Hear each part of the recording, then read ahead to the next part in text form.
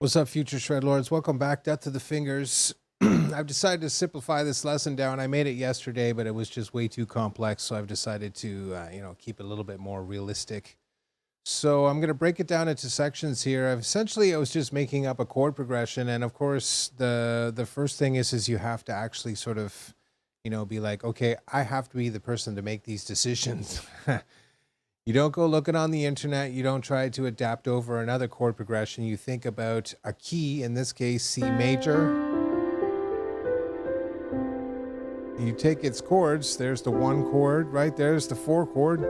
There's the 5 chord. There's the 1 chord. There's the 6 chord, right? There's the 7 diminished, right? 2 minor, 3 is minor, and 1.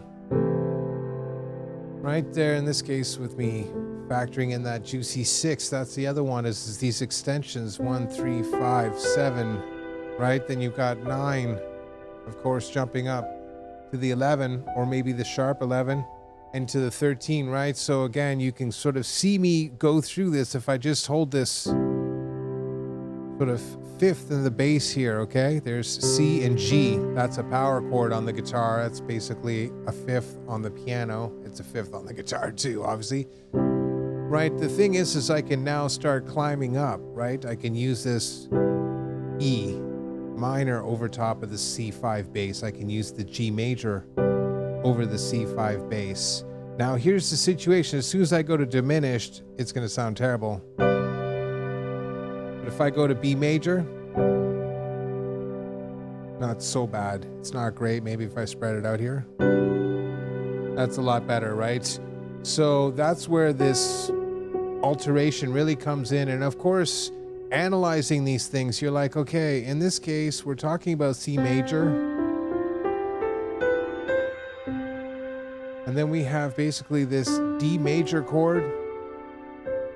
Oh, that makes it D7. So that's the 5 of the G major chord, which is the 5 of the key we're working in. Okay, that's kind of interesting. That must make this D Mixolydian, right? 1, 2, 3, 4, 5, 6, 7, 1. Standard major scale, right? So obviously lowering this down a half step. That gives me the Mixolydian mode here. With the sharp 4 there, yeah, guess what? That's a raised 11, or in this case, the Lydian mode, raised 4. So I think you're starting to get the point here is in certain instances, there's the Mixolydian. And in other cases, you have like the Lydian mode where you're raising the 4th, right? So I like to see it as usually sort of like the D7 chord, because that lets me have this F sharp diminished here like this, right? I can move down. That's nice. I was messing around with it earlier. Adding in the B there gives it a really nice sort of sweet tension, but that's my point is you can see there's basically home bass moving further away or down below. Those are pretty safe, right? Move up to the next one. You're like, okay, that one's getting a little saucy. F, that's definitely getting saucy, but not bad, right? Maybe. With the F sharp there, just to mess around with it. Of course, the next one, which is going to be B, we already know that can't be diminished, so we'll just change it into this sort of B major chord, right? And the next one above that would have been A, of course, from the F, right? Which, of course, I could just... Basically, every single one of those chords, except for B major here, substituted for this diminished kind of situation, and the D major, and of course by extension this D7, which includes this F sharp diminished chord.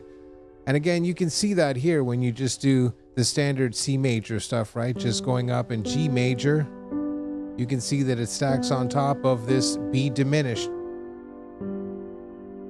So anytime you have a root note and a diminished, especially when it makes this major, boom, you can be like, there it is. I've got myself the Lydian flavor. right? If I were to move it to G here, I'd be like, its 5 chord is D, right? And D's 5 is A, right? So I would have to do A7, right? So you're like,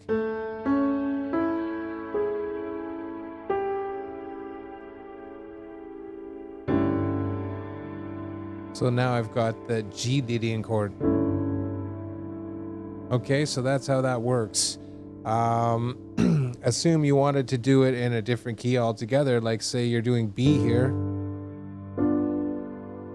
Or sorry, notice I forgot to add the F sharp there. Right, there's the 3rd and the 5th, right? And then jumping down, A major.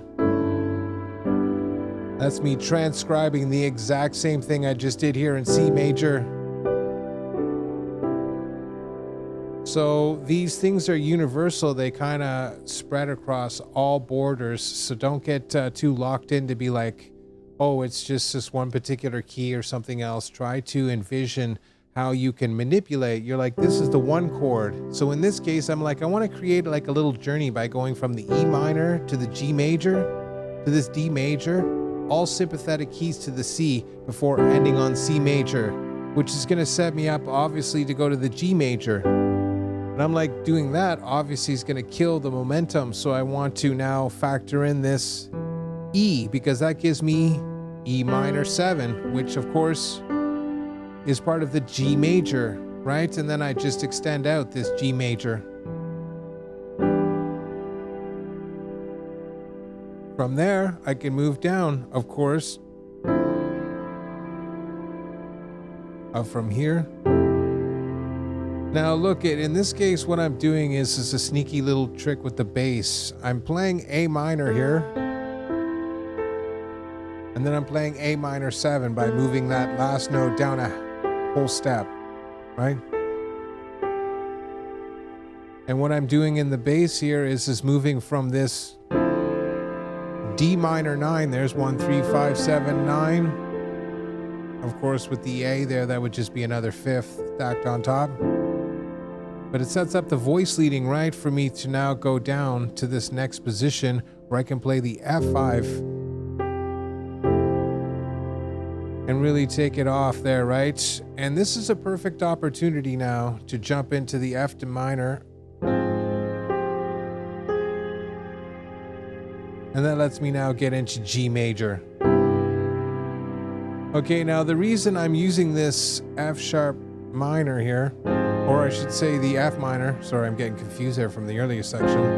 The F minor is specifically because I'm going to play like melodic minor in the actual sort of soloing and stuff like that, or the harmonic minor, or one of the more exotic scales, or diminished and dominant 7 arpeggios that are outside the key, right? So this is something you have to factor into your little, backing tracks and stuff. This one particular opportunity.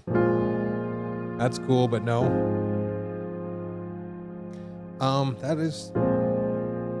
That's pretty cool. Notice just the change of the interval in the bass. That's awesome, right? So the key there is just having that 1 chord in there, right, is going to facilitate the ability for me to play something. Obviously, a minor is going to match up beautifully with things like the melodic minor, and you need that in there to essentially have something to practice, right?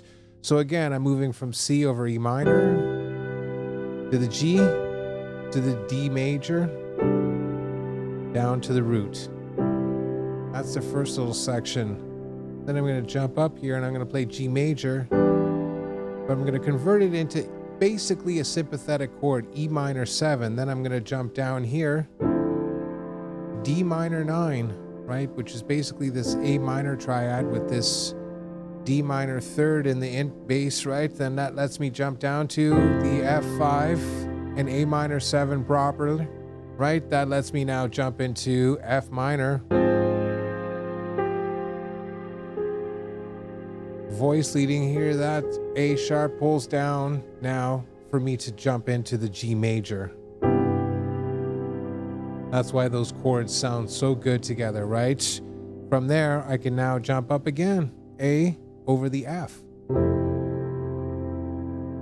extend out the bass again, but do E minor 7. Come on, that's awesome, right? One more time, extending out that bass note, and then jump up to F major 7. Notice the dissonance there of the 7th. Over top of that F major 7, just absolutely delicious. And that sets me up beautifully for the C major, right? So those are the basic chord construction, and the route I'm going to take, that's not the song. I might sit here and go...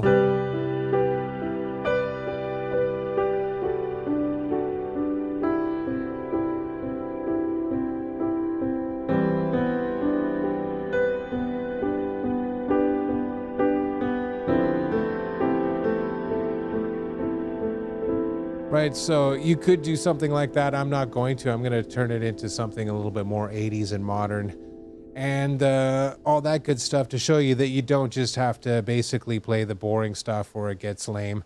The fact of the matter is you just got to plot it out first with a series of chords that all kind of blend together.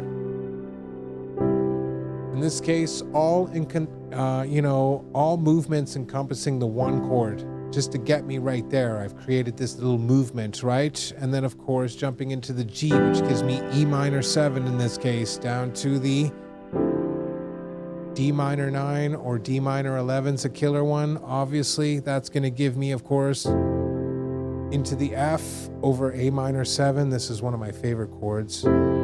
Also, C major 7. Or maybe in the third inversion. You can even get the 9 in there. Another pretty saucy one, but here, realistically speaking, it's the F over the A minor 7. I think that just sounds absolutely fantastic. And this next one here, obviously, you could have kept going here. Again, adding in that sharp 4 again, in this case G major 7 over top of this interval structure of the E and the C, basically this major third but spaced out here, right? Come on, that is absolutely awesome, right? Just the sort of, and again, that's, you can drop down several of these notes right now. Listen, the most important ones here have to be these ones. You could just drop the G altogether and just end up with the D and the F sharp here. So again, you can pretty much dumb down a 5-note chord to just 4, or a 6-note chord down to just 4 notes and get the essential sort of flavor, right? And there it is. Of course, I can't remember exactly where I left it off, but moving one more time, you just end up in the root, right? But you can see in the bass here, I'm starting off with this 5th as the 4th here, and then I move down to create the perfect 5th interval, then the 6th, then the 7th, and then the octave, right? So this movement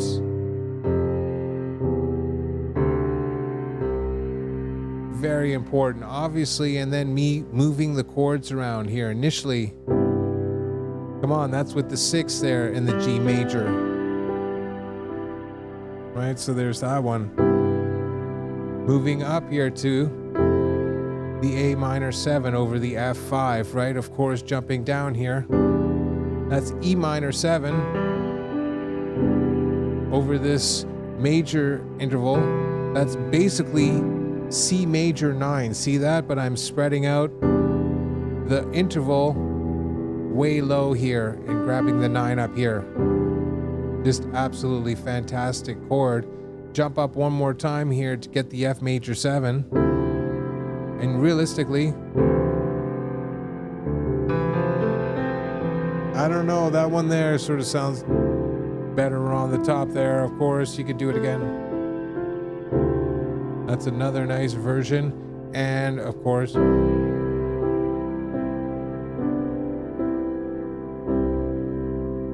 and with the C, right? And then what I'm going to do is now start working in the drums and the rhythm. We're going to look at all that stuff and lay out how we want the song to feel and whatnot. And then we're going to lay this chord progression over top of it. And when we do that, it gives us this tremendous freedom to basically craft something a lot more according to what we want with way less trouble. People skip over this important step of being like, okay, I want to start off with the one chord here. And then they just start with the one chord. There's no thought process to be like, I could kind of get that one in there, right? Or maybe, come on, that's the G major 7 again with this C, which gives me the 4 as far as G major 7 is concerned, the 11, right? That's G major 7 at 11. Come on, you love it, right? But again, very usable instantly in the key of C major, and that's the beauty of it, right? Is now all of a sudden you see like all this stuff with G major. Right, there's the G major 7 in this case. There's the D major triad, right? There's the B major with the A there.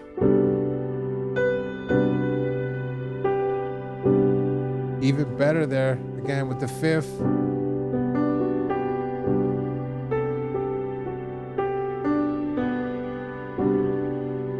Right, so that's what I'm talking about. Too many people skip over that part and be like, how come I'm not getting good at writing my songs, or people aren't really that interested in listening to it, or whatever else it is. It's because you're not taking advantage of some really basic rules about music that'll make your music sound so much better, but doesn't actually require you to be like some sort of music genius. All you're doing is literally extending out the triads, right, in any direction, and then layering them over top of a bass note, right? And once you start doing things like that, you'll get tremendous results. I guarantee it, right? So that's really how you got to start to see things. You're like, you know, the tension of that F major over the C, right, to get into the A minor there is one of those things that people be like, I don't really like that, but it's something you have to actually get used to because it's fuel for the fire. That's not the nicest chord in the world, but that one's not bad, right? But then, so you get this,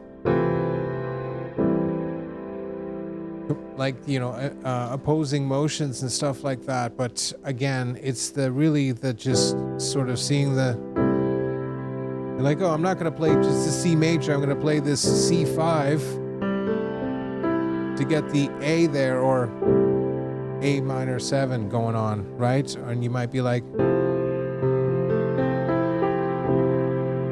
swap out the 5th for 4th. There's with the 3rd, right?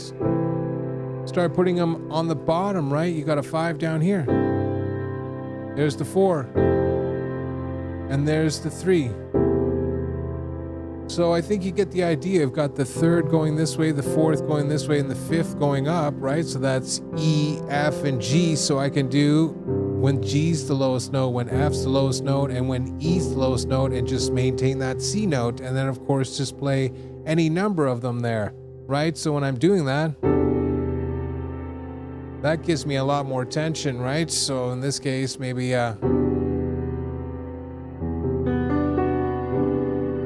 see what I mean? If you're looking for that chord to really take your chord progression up because you're tired of doing just that, you know what I mean? That's another option there that doesn't actually involve you being a music genius. Instead, it's you sort of reevaluating. You're like, this interval here is pretty dark, right? Once I start adding it with those other chords, notice that one there with the A flat major, that's killer. It's like dark, mysterious kind of situation, and then that goes to maybe the A. Would you like with the flattened 3rd there, right? Again, you're getting a minor major kind of flavor. Don't shy away from those types of sounds. People are just like way too vanilla with just keeping it very simple with these triads. Even when you get into the more sort of like dense ones, that's not bad, you know? That's not bad either. You can kind of get into more of them. You're like, That's not too bad. But my point being is it'll never be as cool as something as like that. You know what I mean? Like there's something that just opens your mind to the value of sound and what you can actually accomplish. So I'm just going to leave it there one more time. E minor over G over D major to the C major into G major here. Create the E minor 7, right? Down to A minor 7, which is now going to give me D minor 11. From here, I want to jump down to the F.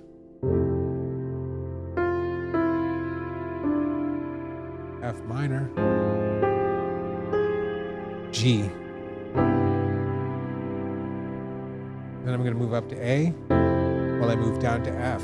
Then I'm going to move down to E. That's going to play over E minor 7. Of course, the bass is moving down to D. This is moving up to F major 7. Into C. And then, of course, it would just let me